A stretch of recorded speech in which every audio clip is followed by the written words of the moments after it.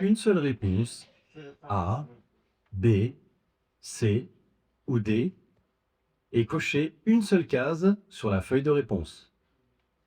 Attention, si vous voulez corriger votre réponse, vous ne pouvez le faire qu'une seule fois en utilisant les cases rondes, deuxième ligne de chaque question. L'exemple suivant montre une réponse en B corrigée en A. Nous commençons. Tournez l'appareil. Écoutez les 4 propositions. Choisissez celle qui correspond à l'image.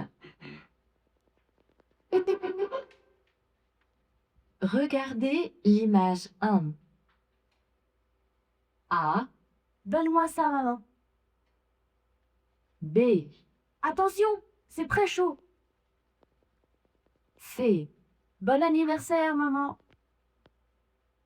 D. Non, je n'ai pas envie.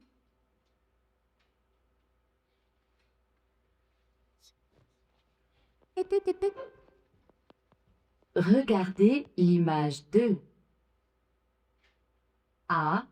Bienvenue à Paris Agora. B. 200 €, s'il vous plaît.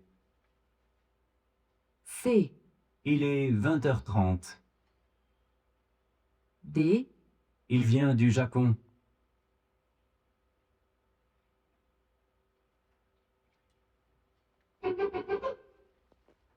Regardez l'image 3.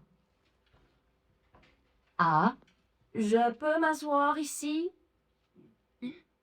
B. Mon chien peut venir avec moi? C. Quand passe le prochain bus? D. Vous me donnez un ticket?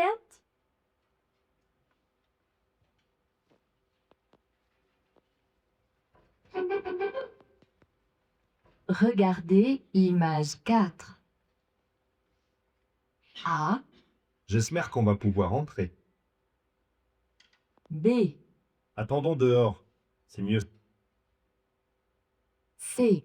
Ma glace est très bonne. D.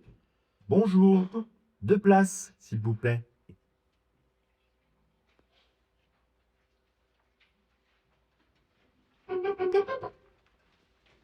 Regardez l'image 5.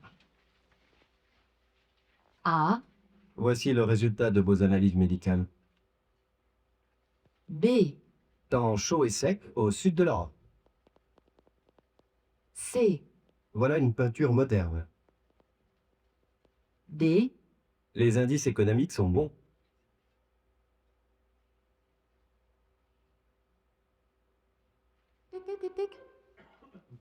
Regardez l'image 6.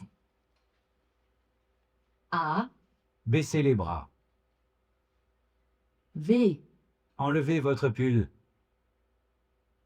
C. Installez-vous. D. Respirez bien fort.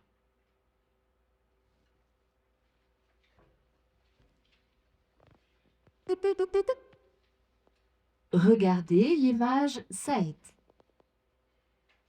A. Bravo au cuisinier. C'est délicieux. B. Je voudrais une table près de la fenêtre. C. Un autre café, s'il vous plaît. D. Vous pouvez garder la monnaie.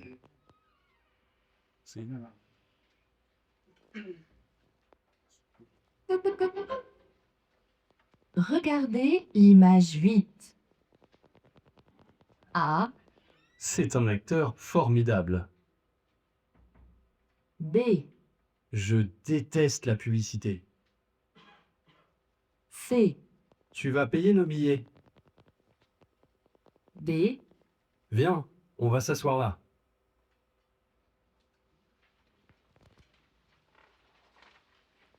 Écoutez l'extrait sonore et les 4 propositions. Choisissez la bonne réponse. Question 9. Bonjour, madame. Je souhaiterais réserver dans votre hôtel pour le week-end prochain. Vous avez de la place disponible? A. Oui, il y a des chambres libres.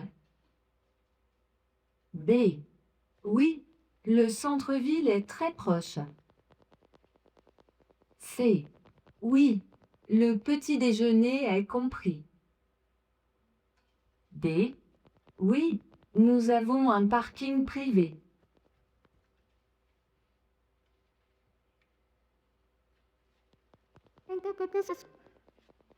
Question 10.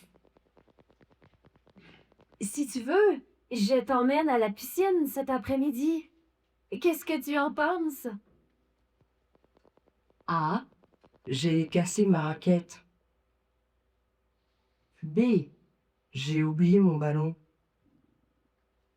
C. J'ai perdu mon maillot. D. J'ai trouvé mes chaussures.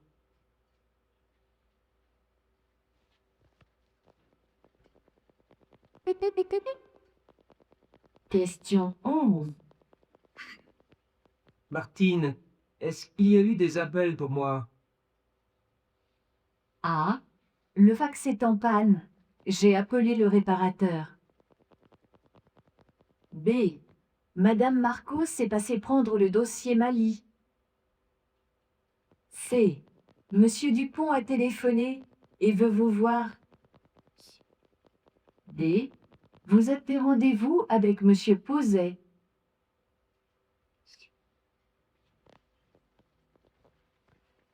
Écoutez le document sonore et la question. Choisissez la bonne réponse. Pourriez-vous me dire où se trouve le bureau 309, s'il vous plaît? Au 3e étage, 2e porte à gauche, avant la cafétéria. Apparemment, l'ascenseur est en panne. Oui, malheureusement. Vous devez prendre l'escalier au bout du couloir. Celui-ci? Question 12. Que doit faire la personne pour se rendre au bureau 309?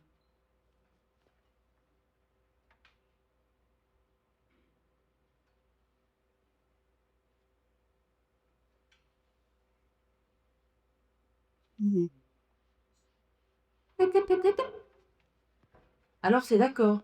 Faisons un pique-nique samedi prochain. Oui, mais cela dépendra aussi du temps. S'il pleut, Pierre a proposé d'aller chez lui. Il a une maison de campagne avec une grande véranda qui s'ouvre sur le jardin. Ah oui? Alors c'est d'accord. Tu apportes tes salades? Oui, et toi des fruits.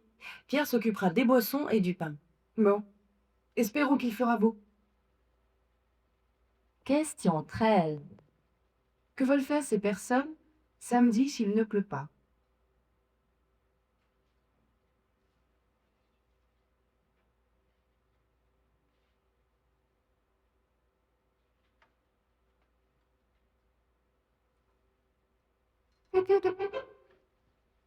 Alors, tu as trouvé un logement?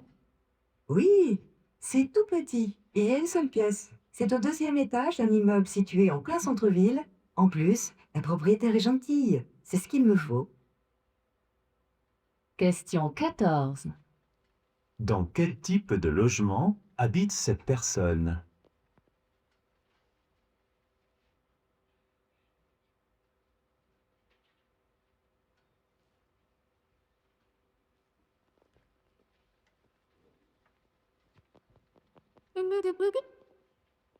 François, souvenez-vous que l'informaticien passera cet après-midi au service comptabilité. Oui, je sais. Pour les 2 ordinateurs en panne. Oui, appelez la comptable pour vérifier qu'elle a bien noté le rendez-vous. Elle est en formation jusqu'à la fin de la semaine. Sur le nouveau logiciel de comptabilité, justement. Elle revient lundi. Demandez à notre stagiaire d'être présent alors. Je m'en occupe tout de suite. Question 15. Pourquoi l'informaticien vient-il?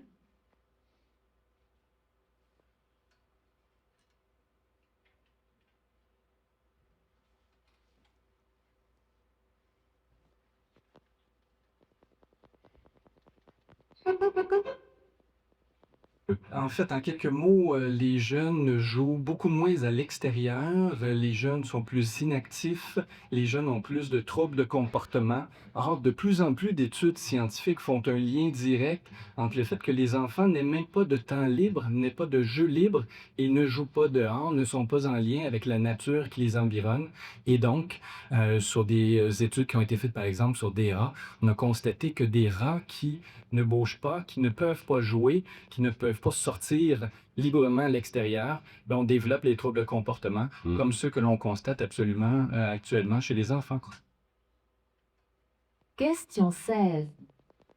Selon l'intervenant, qu'est-ce qui explique les troubles du comportement?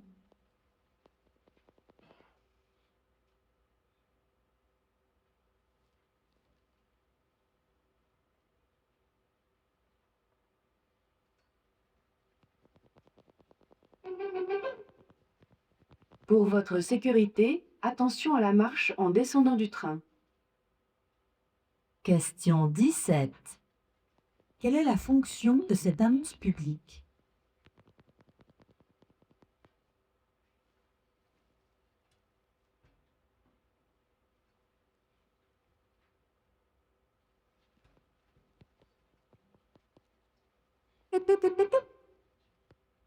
Ah, qu'est-ce qui t'arrive? T'es super habillé comme ça. Où vas-tu?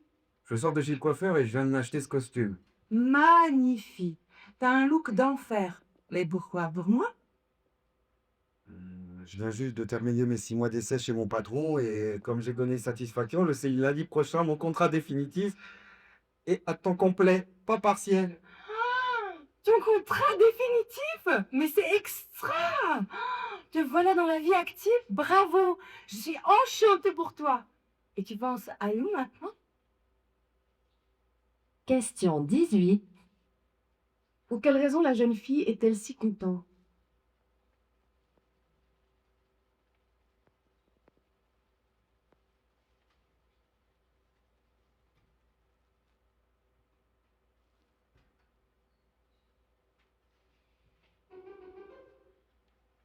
Tout le monde rêve de faire de la proximité, d'être proche des auditeurs. Alors quand on est une radio associative locale, on a plus de facilité. Vous, chaque vendredi, vous ouvrez le local à 13h, on peut venir avec son panier et on partage en commun le repas. Tout à fait. Et là, pour la fin de l'année, on a donc lancé une invitation à tous ceux qui voudraient pour venir manger avec nous et réaliser une émission collective de fin d'année, un petit peu festive. Question 19. Que propose chaque semaine cette radio à ses auditeurs?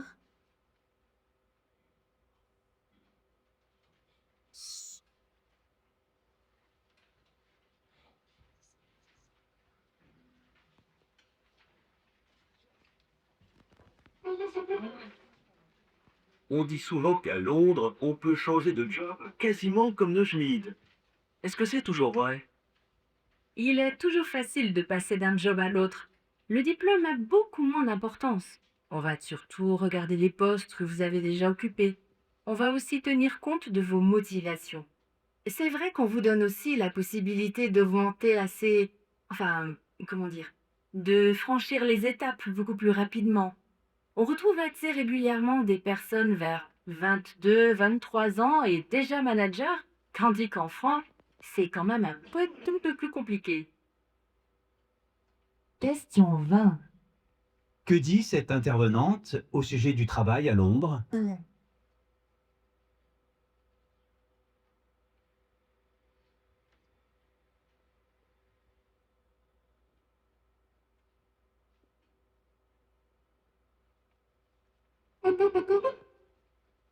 Bonjour monsieur, je viens transférer ma ligne téléphonique.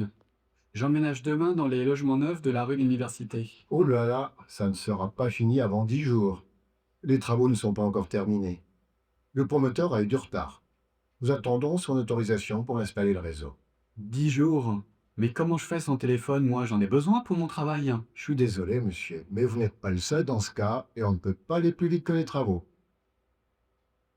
Question 21. Pourquoi le client n'obtient-il pas le transfert de sa ligne téléphonique?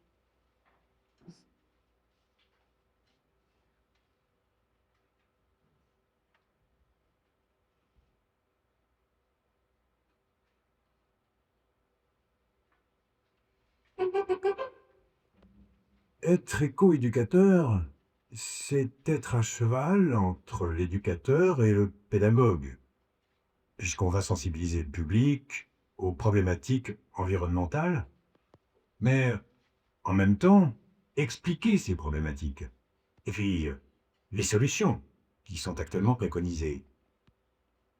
La plupart du temps, on accueille un public d'enfants ou de scolaires ou de centres de loisirs. Mais en vérité, on touche tous les publics, puisqu'on est ouvert le week-end. Néanmoins, notre journée ne se cantonne pas à ça. On a aussi le montage de tous les projets, d'événementiels ou d'animations futures, qui nécessitent de créer des supports, d'élaborer des déroulements pédagogiques.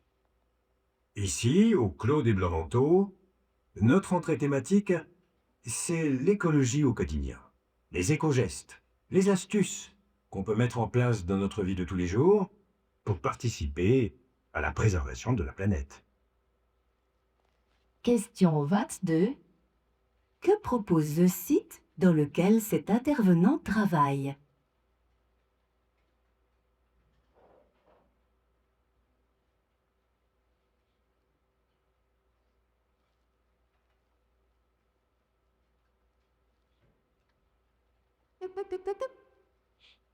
Bonjour, je suis nouveau à Charlebourg.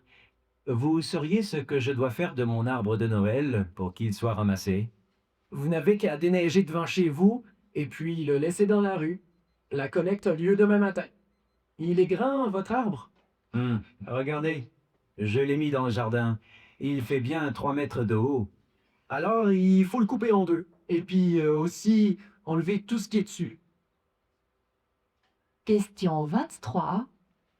Qu'est-ce que cette personne cherche à savoir?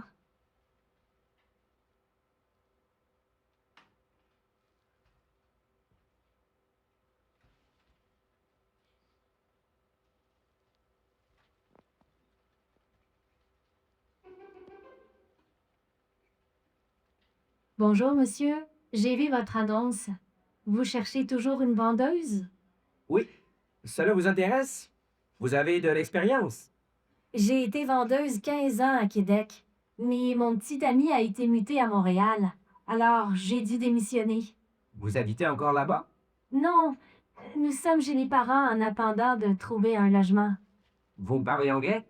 Bien sûr. Bien. Vous pouvez revenir demain pour un essai?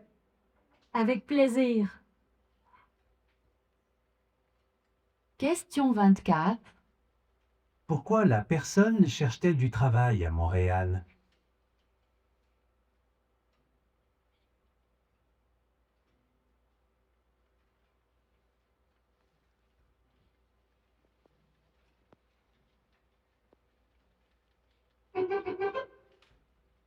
Gros plan sur les Français qui partent pour réussir. Oui, tous ces Français que l'on dit nuls en anglais n'ont plus peur de partir à la conquête du monde.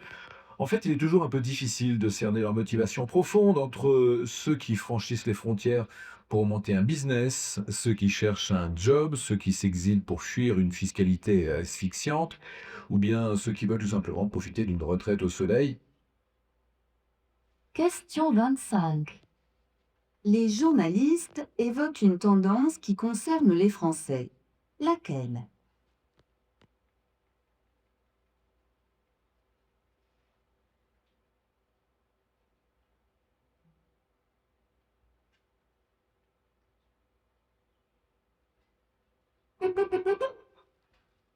À mes côtés cette semaine, une philosophe, essayiste et romancière, née à Paris, grande voyageuse passionnée d'Afrique, férue de politique et d'opéra et qui publie ces jours-ci ses mémoires. Si vous aimez la petite et la grande histoire sans vraiment savoir ce que pouvait signifier naître petite fille dans une famille de la bourgeoisie cultivée des années 40, si vous voulez comprendre ce que cela voulait dire à la fin des années 50 d'intégrer la grande fabrique intellectuelle française que sont les grandes écoles, si vous aimez la philosophie, les voyages et la politique, bref, si l'histoire intellectuelle de la seconde moitié du XXe siècle vous passionne, alors vous allez lire comme moi d'une traite le dernier livre de Claire Aubert. Question 26. Selon le journaliste, Quel genre d'ouvrage cette philosophe française vient-elle d'écrire?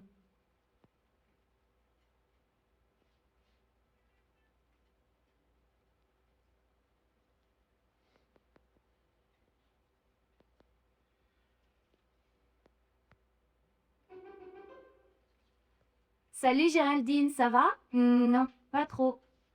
Tu sais que je cherchais du travail. Eh bien, maintenant que je l'ai trouvé, je ne suis pas très content. Pourquoi? Tu ne touches pas assez d'argent?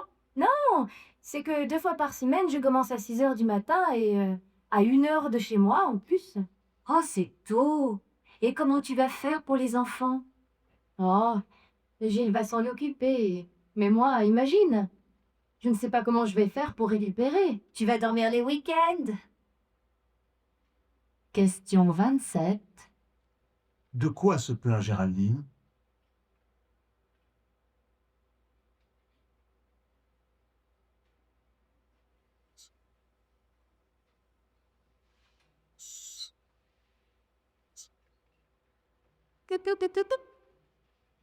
Salut Marie, alors finalement, qu'est-ce que tu as fait samedi soir? J'avais pas le moral. Je les ai invités chez ma sœur, j'y suis pas allée. Il y a des amis qui m'ont appelé pour aller danser au dernier moment. J'ai pas eu envie. Tu as fait quoi alors? Finalement, j'ai voulu aller au cinéma. La séance était annulée pour raison technique, alors je suis rentrée, me suis couchée. Si j'avais su, je serais venu te chercher. On est allé jouer au bowling, on a passé une super soirée. Question 28. Comment la jeune fille a-t-elle passé sa soirée?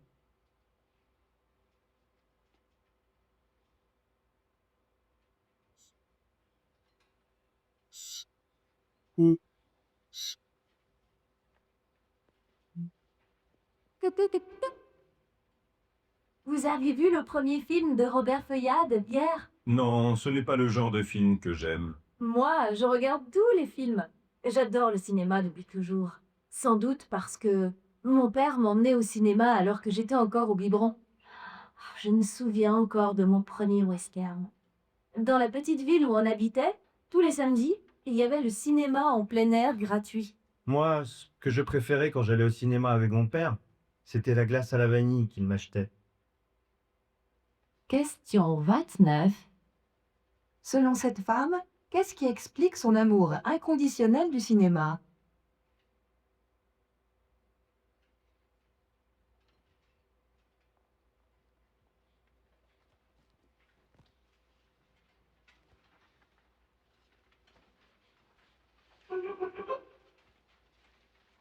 L'effet sur l'apprentissage est faible, mais les notes ont d'autres fonctions. Elles servent à diviser les hiérarchies à l'intérieur de la classe. Elles servent à savoir exactement à quel niveau se trouvent les élèves. Donc, elles donnent une indication très claire. Donc, ensuite, elles permettent de faire le tri en termes de moins ou d'orientation. Et elles permettent aussi une objectification, une vérification du mot qu'on donne de l'élève. Par exemple, lorsqu'on communique les résultats aux parents, c'est numérique, c'est vrai, c'est objectif. C'est objectif. Question 30. Selon le locuteur, à quoi servent les notes à l'école?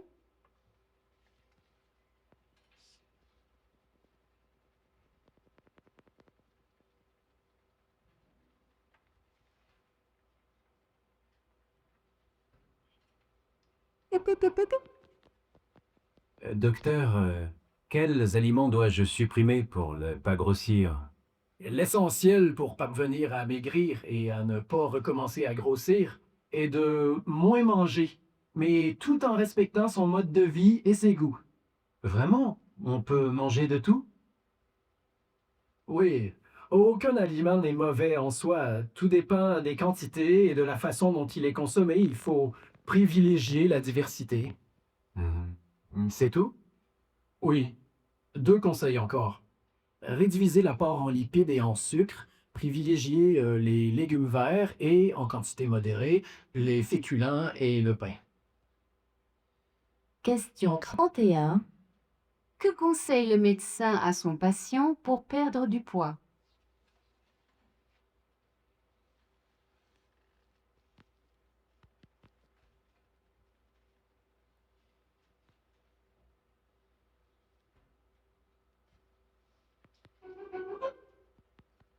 C'est assez étonnant de lire les titres des textes de Nathalie Sarraute, des pièces de théâtre, parce que euh, ce sont toujours des structures de phrases très stéréotypées.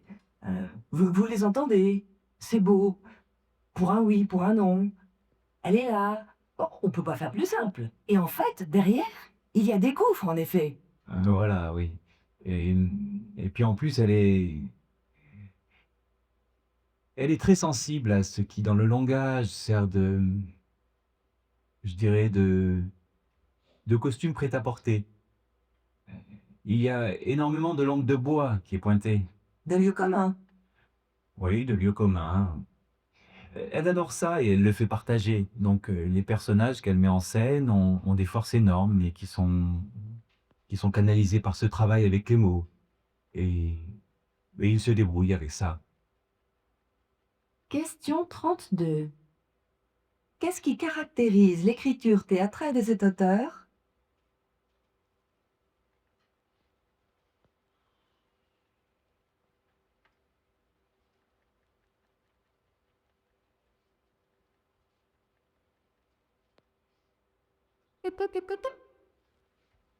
Est-ce que vous pouvez nous décrire votre itinéraire?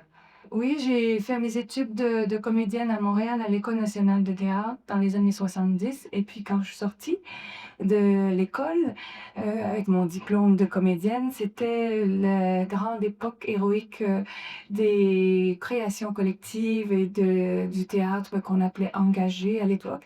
Et moi, j'étais tout à fait dans ce courant-là. J'étais très passionnée par le sens, justement, par le pourquoi du théâtre. Je me demandais moins comment il fallait le faire, mais surtout pourquoi il fallait le faire et à qui on s'adressait à ce moment-là. C'était une question très importante. À qui s'adresse le théâtre? Et moi, j'ai fait partie de ce grand mouvement qui a voulu aller porter le théâtre aux gens. Question 33. Quelle était la préoccupation de la comédienne au début de sa carrière?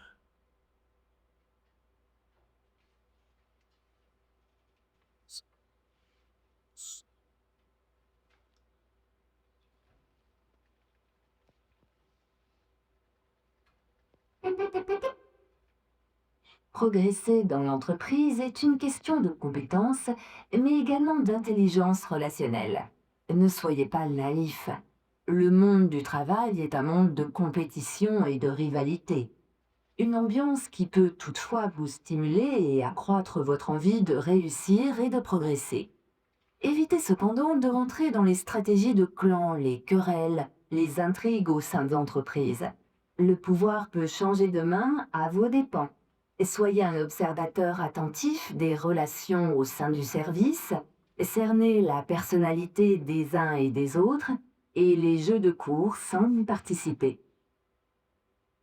Question 34.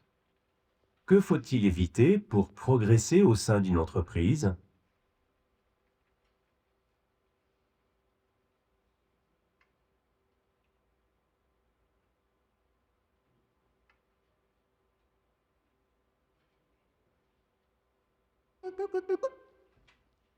Le souhait de tout le monde aujourd'hui, des producteurs comme des consommateurs, c'est de réduire la distance entre la production elle-même et l'assiette. Ben, c'est exactement ça. Et donc, nous avons vu surgir toutes les pratiques que l'on connaît, les modes de distribution relativement rapides. Et donc, le premier forum Fodali a voulu être un lieu de rencontre des professionnels pour apprécier les évolutions et les modes de commercialisation et d'achat de nos concitoyens. Question 35. D'après cet entretien, que souhaite l'ensemble des intéressés?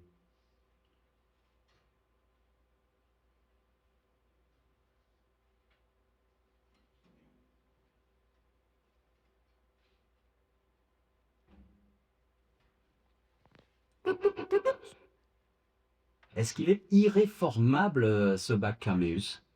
On y arrivera bien un jour à le réformer.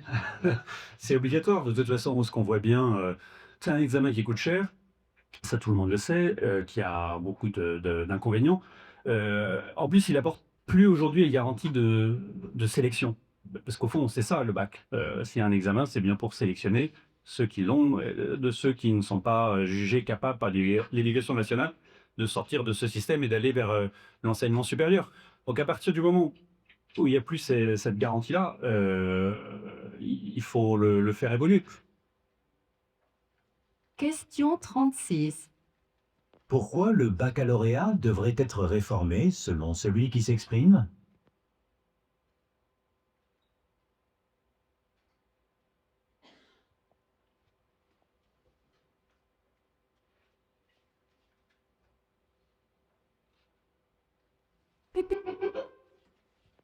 La rénovation urbaine est aujourd'hui plébiscitée par les élus locaux et les habitants des banlieues, mais ce programme a aussi eu des effets pervers, selon Renaud Epstein. Il est sociologue spécialiste des politiques urbaines. La mobilisation de milliards d'euros pour changer le bâti et changer l'urbanisme s'est fait aux dépens d'autres domaines d'intervention dans ce même quartier.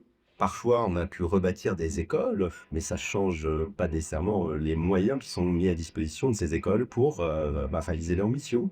Il y en va de même pour les équipements sociaux, culturels dans ces quartiers. Est-ce que l'enjeu ne devrait pas être plutôt d'améliorer la qualité de service dans ces quartiers? Question 37. Quelle réserve le sociologue Renaud Epstein émet-il?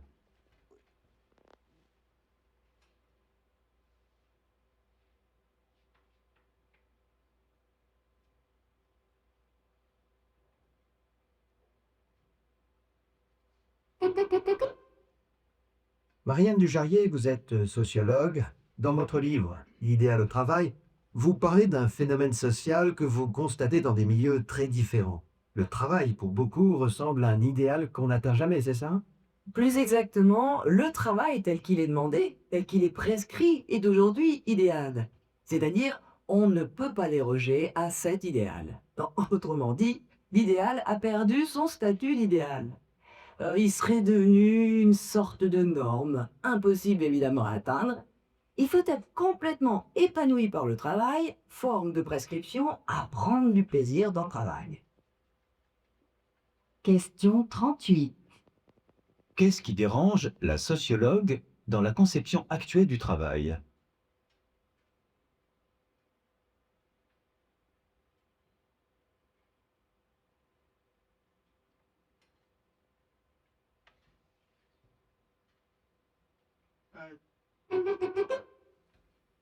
Avant-hier, dans une tribune officielle, une élue française a brisé un tabou. Et sans doute heureusement. En parlant des États-Unis d'Europe, comme de l'objectif ultime du processus d'unification européenne, elle a d'un coup redonné une clarté à cette entreprise si complexe qu'elle en est devenue obscure à tant d'Européens. De crainte de passer pour de doux rêveurs, romantiques, utopistes, ignorant des réalités politiques, même les plus déterminés des partisans de l'unité de l'Europe n'osaient plus employer l'expression de Victor Hugo. On ne peut pas, dit-on. Ce serait briser net un consensus. Ce serait rompre avec certaines nations, susciter de nouvelles querelles bien plus violentes encore que celles du traité constitutionnel. L'idée véhiculée par les États-Unis d'Europe, c'est-à-dire des États soumis à un pouvoir fédéral, n'est pas du tout à l'ordre du jour. Question 39. Selon le chroniqueur, pourquoi l'expression États-Unis d'Europe est-elle taboue?